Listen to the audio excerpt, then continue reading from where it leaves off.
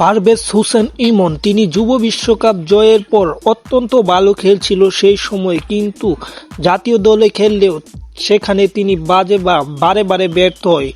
পারভেজ হোসেন ইমন যুব বিশ্বকাপে অত্যন্ত দারুণ খেলেছে এবং বর্তমানে তিনি জাতীয় দলে ফেরার জন্য কঠোর পরিশ্রম করছে। ব্যাটে বলে তার ইনডোর স্টেডিয়ামে তিনি অসংখ্যবার প্র্যাকটিস করছে এবং মাঠেও তার পারফরমেন্স পাচ্ছে।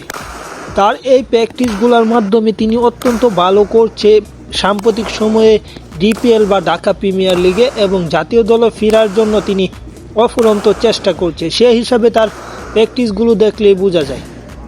ইনডোরে এই প্র্যাকটিসটির মাধ্যমে তিনি অত্যন্ত ভালো কিছু করেছে, কিন্তু এবারের বিপিএলে তিনি তেমন ভালো কিছু করতে না পারলেও জাতীয় দলে ফেরা সম্ভাবনা তার আছে, কারণ বর্তমান সময়ে তিনি ঢাকা লিগে ভালো করছে, বিপিএলে ভালো না খেলতে পারলেও ঢাকা প্রিমিয়ার লিগে প্রাইম ব্যাংকের হয়ে খেলছে তিনি, এবং কয়েক ম্যাচ আগে প্রাইম ব্যাংকের হয়ে তিনি 151 রানের একটি ইনিংস খেলেন 129 বলে, এবং এই ইনিংসটির মাধ্যমে তিনি তার সেই পরিশ্রমের ফল কিছুটা পাচ্ছে, এবং এই ধারা অব্যাহত রাখতে পারলে অবশ্যই তিনি ন্যাশনাল টিমে ফিরতে পারবে। এবং সাম্প্রতিক সময়ে দেখা যাচ্ছে বাংলাদেশ দলের ওপেনার লিটন কুমার দাস তিনি বাজে খেলছে, সেই জায়গায় তার জায়গা হতেও পারে।